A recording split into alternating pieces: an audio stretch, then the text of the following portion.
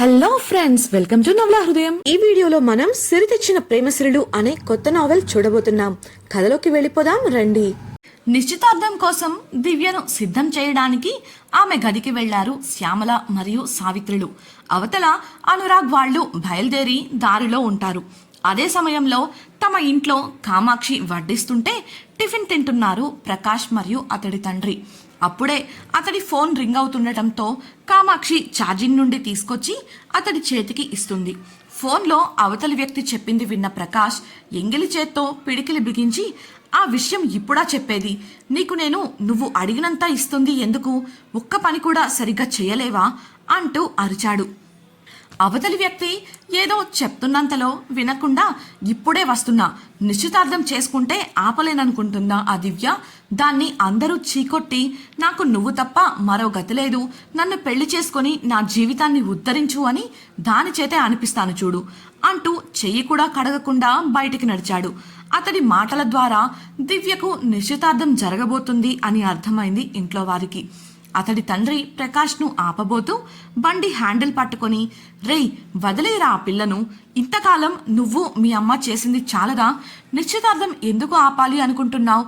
వద్దురా, పాపంరా అని చెప్పగా కామాక్షి అతడి చెయ్యి పట్టుకొని ఒక్క విదిలింపు విదిలించింది. నువ్వెళ్ళరా, అది ఎప్పటికైనా మన ఇంటికి వచ్చి నా కాళ్ల కింద పడుండాలి అని వంకరగా నవ్వుతూ అనడంతో వేగంగా బండిని రోడ్డెక్కించాడు ప్రకాష్. ఏమిటే నువ్వు చేస్తున్నది? ఇన్నాళ్ళు సహించాను కానీ ఇక నా వల్ల కాదు. ఆ పిల్ల ఏం తప్పు చేసింది? ఒక పసిపాప ప్రాణాలు కాపాడి తీసుకొచ్చింది. అలాంటి మంచి మనసున్న పిల్లను కాదనుకొని తప్పు చేసింది మీరు.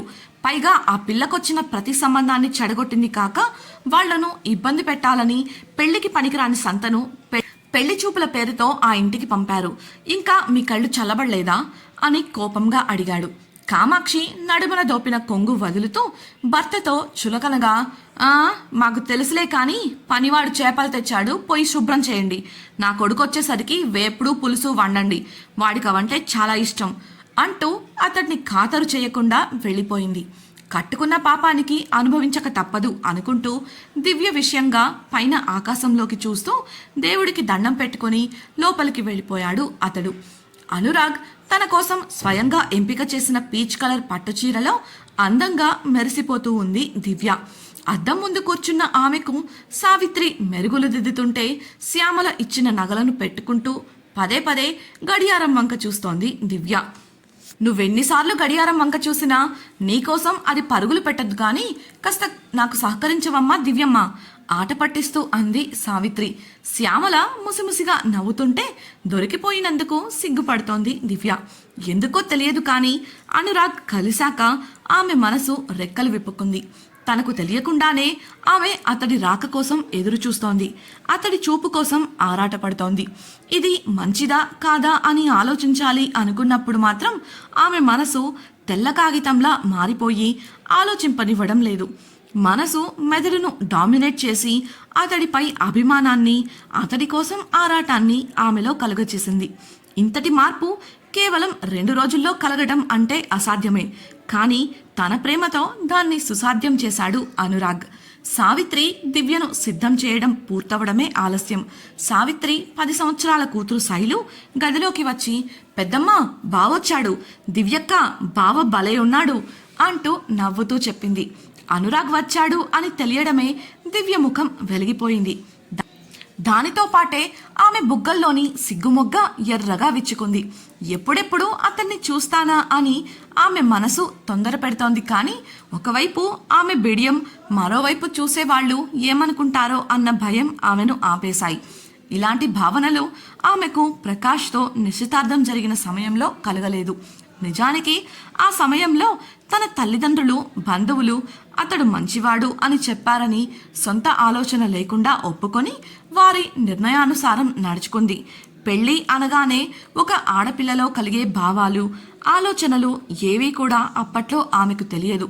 కేవలం అమ్మా నాన్నకు నచ్చాడు, ఎప్పటికైనా పెళ్లి చేసుకోవాలి కాబట్టి చేసుకోవాలని నిర్ణయించుకుంది. కానీ ఇప్పుడు అలా లేదు. ఆమెలోని ఈ మార్పు ఆమెకే కొత్తగా ఉంది, గమ్మత్తుగా ఉంది. శ్యామల, సావిత్రి బయట అనురాగ్ వాళ్లను ఆహ్వానించాలని వెళ్ళిపోగా తలుపు చాటున నిలబడి ఓరగా బయటకు చూస్తూ నిలబడింది దివ్య. ఆమె చూపులు అనురాగ్ కోసం వెతికాయి. కార్ దిగిన అనురాగ్, పార్వతి, మనోహర్, అతడి కుటుంబం, అలాగే ఇంకో ఇద్దరిని లోపలికి తీసుకొస్తున్న మాధవరావు, గిరీశంలకు గుమ్మంలో ఎదురై నవ్వుతూ నమస్కరించి పెళ్లివారిని పలకరించి సాదరంగా లోపలికి ఆహ్వానించారు శ్యామల, సావిత్రులు. రండి, కూర్చోండి అంటూ సోఫాలు, కుర్చీలు చూపించగా అందరూ కూర్చొని పరిసరాలను గమనించడం మొదలుపెట్టారు. దివ్య వాళ్లది మండువా ఇల్లు కావడంతో ఇంటి మధ్యలో నిశ్చితార్థం కోసం ఏర్పాటు చేయించాడు మాధవరావు. ఒకవైపున హాలులో కూర్చొని ఉన్న అనురాగ్ తనను ఎవరో చూస్తున్నట్లు అనిపించి గబుక్కున తల తిప్పి దివ్య గది వైపు చూశాడు. అక్కడ దివ్య కనపడలేదు, కానీ అతడి పెదవులు విచ్చుకున్నాయి. అతడు కదలడమే దివ్య తలుపు చాటుకు వెళ్ళిపోయింది. తలను, శరీరాన్ని దాచుకుంది, కానీ హడావిడిలో తలుపును పట్టుకున్న చెయ్యిని వెనక్కు తీసుకోవడం మర్చిపోయింది.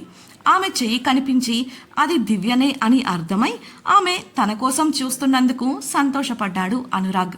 పంతులు గారు పూజకు అంతా సిద్ధం చేసి అమ్మాయిని, అబ్బాయిని పిలిపించమని చెప్పగా మనోహర్ అనురాగ్ను తీసుకెళ్లి పూజ దగ్గర కూర్చోపెట్టాడు. సావిత్రి గదిలోకి వెళ్లేసరికి బుజ్జిసరి లేవడంతో పాలు పడుతూ కనిపించింది దివ్య. అందుకని శ్యామలను పిలిచి తాను సిరి బాధ్యత తీసుకొని శ్యామలతో దివ్యను బయటకు పంపింది సావిత్రి. తన గది బయట అడుగు పెడుతున్నప్పుడు దివ్య మనసులో అలజడి మొదలైంది. అనురాగ్ తననే చూస్తున్నట్లు ఆమెకు తెలిసినప్పటికీ ఏదో భయంతో నేరుగా అతడిని తల ఎత్తి చూడలేకపోతుంది. కొంతసేపటికి అది సిగ్గు అని ఆమెకు అర్థమైంది. కాస్త దూరం నుండి వస్తున్న దివ్యను చూశాడు అనురాగ్. పీచ్ కలర్ పట్టుచీరలో అందంగా ముస్తాబై అచ్చు బాపు బొమ్మలా ఉంది దివ్య. అంతకు మించిన భావాలు మనసులో కలుగుతున్నప్పటికీ వాటిని మాటల్లో వర్ణించలేని స్థితి అది. కేవలం మనసుతో అనుభూతి చెందగలం అంతే. శ్యామల దివ్యను తీసుకొచ్చి అనురాగ్ ఎదురుగా కూర్చోపెట్టగా దివ్య దించిన తల ఎత్తలేదు.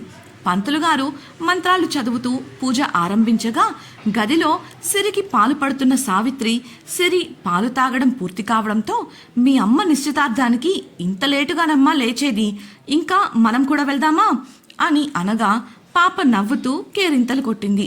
బుజ్జి గౌనిలో ముద్దిగా బొద్దుగా ఉన్న సిరికి దిష్టి తగలకుండా దిష్టి చుక్క పెట్టి మెటికలు విరిచి ఎత్తుకొని బయటకు నడిచింది సావిత్రి.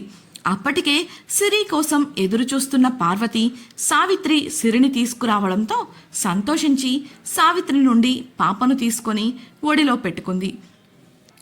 అనురాగ్ తరపున మనోహర్, అతడి భార్య మాలతి తల్లిదండ్రుల స్థానంలో పూజలో కూర్చున్నారు.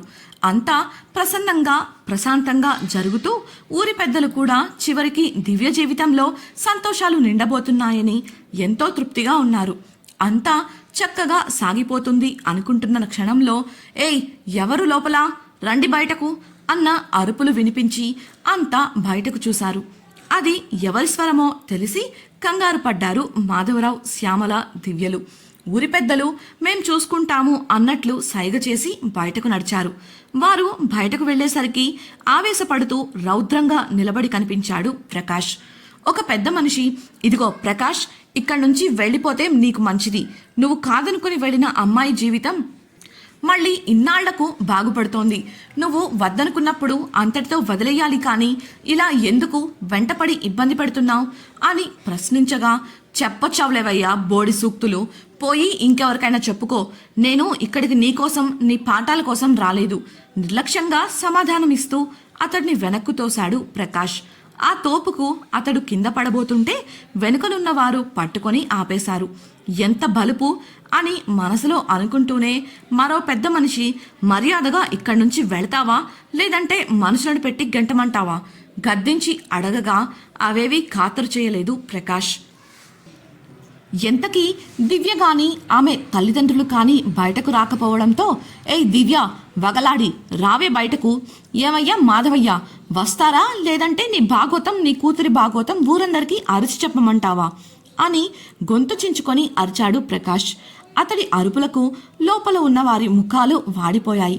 దివ్య తలదించుకొని ఉన్నప్పటికీ అతి కష్టంగా కన్నీటిని కళ్ళల్లోనే ఆపేందుకు ప్రయత్నిస్తూ ఉంది. అది గమనించిన అనురాగ్ విషయం అర్థమై పైకి లేచి బయటకు నడవగా అతడిని వారించడానికి ప్రయత్నించాడు మాధవరావు. అతడు ఏదో చెప్పాలని చూశాడు, కానీ అనురాగ్ పట్టించుకోకుండా నేరుగా గుమ్మంలోకి వెళ్ళి నిలబడ్డాడు. అతడిని అనుసరిస్తూ అందరూ బయటకు నడిచారు. గుమ్మంలో అనురాగ్ను చూసిన ప్రకాష్ అతడే పెళ్లి కొడుకు అని అర్థమై, చూడండి, మీ మంచి కోరి చెప్తున్నా, వెంటనే ఈ సంబంధం వదిలేసి వెళ్ళిపోండి. ఈ ఇంట్లో వాళ్ళు మీరనుకున్నంత మంచోళ్ళైతే కాదు, మీ మేకవన్నె పులులు. ఇకపోతే మీరు పెళ్లి చేసుకోవాలి అనుకున్న ఆ దివ్య ఉందే, అదో పెద్ద వగలాడి. ముందు నాతో ఆడుకుంది, ఇప్పుడు మీతో ఆడుకోవాలని చూస్తోంది. మీలానే నాతో కూడా ఒకప్పుడు నిశ్చితార్థం చేసుకొని నన్ను వదిలేసింది. మీ పరిస్థితి నాలా కాకూడదు అని మీ మేలు కోరి చెప్తున్నా అని అన్నాడు. ఇప్పుడు ఏం జరగబోతోంది? అనురాగ్ ఎలాంటి నిర్ణయం తీసుకుంటాడు తెలుసుకోవాలనుకుంటున్నారా? అయితే ఛానల్ను సబ్స్క్రైబ్ చేసి సిరి తెచ్చిన ప్రేమసిరులు రాబోయే ఎపిసోడ్స్ వినేయండి. అలాగే మీకు ఈ వీడియో నచ్చినట్లయితే లైక్ చేసి మీ సన్నిహితులతో షేర్ చేయండి. మీ అభిప్రాయాలను మాతో పంచుకోవడం కోసం కామెంట్ సెక్షన్లో తెలియజేయగలరు. ఇట్లు మీ నవలా హృదయం team. Thank you for listening.